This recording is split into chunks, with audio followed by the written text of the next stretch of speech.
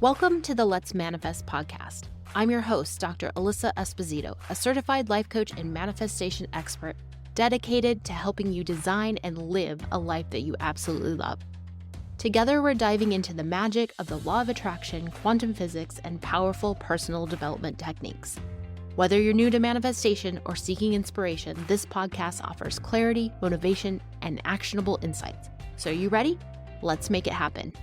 Welcome back. Today we are going somewhere big, somewhere revealing, somewhere that may shake you awake in the best possible way. Because whether you realize it or not, you're manifesting right now. And you've been manifesting all day. The question isn't if you're manifesting, it's whether you're doing it intentionally or unintentionally. And once you understand the difference, your entire life stops running on default and it starts responding to your design. So let's dive in. I want to review what it actually means to manifest. I'm going to go over a couple different definitions in case one of these resonates a little bit more with you. Manifesting means bringing something from the invisible to the visible through a natural progression. It's the act of making something happen, which I love that definition since it goes with my Making It Happen project. And it's the act of making something happen by taking that from an idea and making it into the 3D reality. Everything's actually created twice, first in your mind and then in 3D reality. Think about the phone that you're listening to this podcast on, or the computer that you might be watching YouTube on. It was at one point just an idea that existed in someone's mind. And it's the manifestation that it's actually something that you can hold or you have or you touch or feel. So here's a truth that most people miss. Manifestation isn't a switch that you flip on when you pull out your journal. It's not an app that you open only on good days. Manifestation is the physics of your reality, the ongoing feedback loop between your identity, your self-image, your thoughts, your emotions, your expectations, your beliefs, and the actions they generate. You are always manifesting the same things over and over in your life, and that's usually why it doesn't feel like you're manifesting. And this happens because generally every day we have the same type of thoughts. We're taking the same actions. We're in the same belief. We're then in the same energy, and ultimately you're in that same identity. And you are just getting more of the same. And therefore, it seems like nothing's really changing. So if your thoughts are scattered, if your nervous system is fried, if you're operating from doubt, fear, and contraction, you're still just manifesting. You're just not manifesting what you want. That's unintentional manifesting. When your unconscious beliefs, your old patterns, your emotional default states are quietly running in the background, they're running the show. They're sculpting your future. Now, unintentionally manifesting kind of sounds like this. Why does this keep happening to me? I knew this wouldn't work. These are just how things are. This always happens to me. I'm so unlucky. Nothing ever works out for me. Every time you repeat these stories, you're reinforcing that vibration. You're reinforcing that belief. You're making that path of the neurons deeper and deeper in your brain. It's just reinforcing this identity, and your outer world then obliges. Not because you're broken, but because the subconscious mind is efficient. It automates whatever you rehearse. Unintentional manifestation is the life you live by default. It's the life built from autopilot thinking, inherited beliefs, emotional residue that blocks you from your past. It's the fears that you've never challenged. It's powerful, but it's passive. And passive power creates patterns and not breakthrough. So if you feel like you're stuck and nothing ever seems to change in your life, then you're out of alignment with what you want to manifest. So intentional manifestation is the opposite. It's when you take the wheel of your own inner world. It all begins with awareness. What am I rehearsing mentally every day? What am I preparing my future to look like? Then you have a choice. Is this the energy of the woman who has the results that I want? Or is this the energy that I've always been in? Then there's alignment, your thoughts, your emotions, your vision. your identity, all moving in the same direction like a laser of focused light, instead of someone just swinging a flashlight around haphazardly. This is how you bend reality. This is how you collapse timelines. This is how you design a future that feels like a match for your highest self. Intentional manifesting doesn't mean forcing. It means deciding. It means remaining in belief. It's taking aligned action in that belief. It means holding the frequency of what you desire long enough for the realities to start rearranging around you. Let's make this real. Let's look at some things that you have actually manifested in the past. Our brains like explanations. So what is something that you've intentionally wanted in the past? And think about it. How did you get it? Finding the evidence gives our brains encouragement, validation, belief, and helps to diminish doubt. I'll share some examples from before I knew anything about how to manifest and what it took to actually manifest it.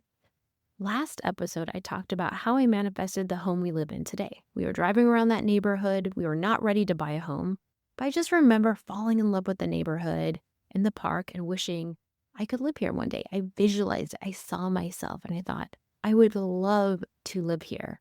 I wasn't attached to living here. I wasn't in need. I wasn't going crazy trying to find the particular house, but I held that vision. I saw myself there. I knew in my heart, like, this would be an amazing place to live, right? So during our home research, many months later, all the houses in this area were way out of our budget. And then the one we have right now, it was a bank home. They dropped it $100,000 and it fell into our budget. It was the only thing in our budget in this area. Long story short, we ended up getting a house. Let me give you another example. In grad school, I really wanted to win some academic awards, and they came with some money that I used towards my tuition and living expenses. Now, instinctively, I did what it took to be the person that was worthy of that award. I didn't just do the things, I was the person. This is part of manifestation. It's not all about the action and the hustle. It's about taking on the identity, the beliefs, the energy of that person. So think about some things that you've wanted and gotten in your life. Those are manifestations. Let's take it over to a money example. Now, unintentional example. You check your account and you feel frustrated, you feel contraction, scarcity, you tell yourself there's never enough. The emotional state cues scarcity-based decisions, which then create more money scarcity. On the flip side, in an intentional model, you could set a clear income goal. You could shift into an emotional state of expectancy and act like the person who knows the money's on its way. Your brain opens up, your energy expands. A part of your brain called the reticular activating system, the RAS, is then primed to scan for evidence and possibilities that come your way. This aligns your energy with the opportunities that start coming to the surface. What about a relationship example? The unintentional model is you might assume that there's no point in dating because you're always disappointed, and that's what your history of dating has taught you. You read every situation through these old wounds. If you have those thoughts, what are you going to create? Your RAS, reticular activating system, will start scanning for evidence that that's true. You will continuously find more things to be disappointed about on the next time you go on a date. More reason that this person isn't the one. More evidence that your perfect person isn't out there. What does that do? It only strengthens your belief that it's never going to happen for you. If we look at the intentional side of that, what if you elevated your self-concept? What if you set standards and opened your heart? What if you were love, you embodied love, and you chose from worthiness instead of fear? Let's do a health, wellness, body example. If your unintentional thought process is, I'm just not that kind of person, so I don't even try. I don't go to the gym. It's not worth ordering a healthy meal out. I don't really want a meal plan. What does this do? It keeps you stuck in a cycle of self-sabotage. These are very disempowering thoughts. And from those thoughts, we create more of the same. We strengthen those bad habits, the overeating, the drinking, the not going to the gym. And every time we're just doing these things over and over, we're strengthening those neural pathways. We're voting for that person, that identity that we are. So on the flip side, on the intentional model, what if you embodied the identity of the person who honors their vitality, who honors their vessel? And your behavior starts to follow.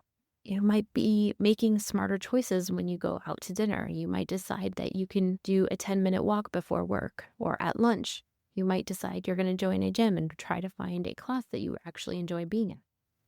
Intentional manifesting is when we choose what we want to have in our life. We have to become aware of those automatic thoughts.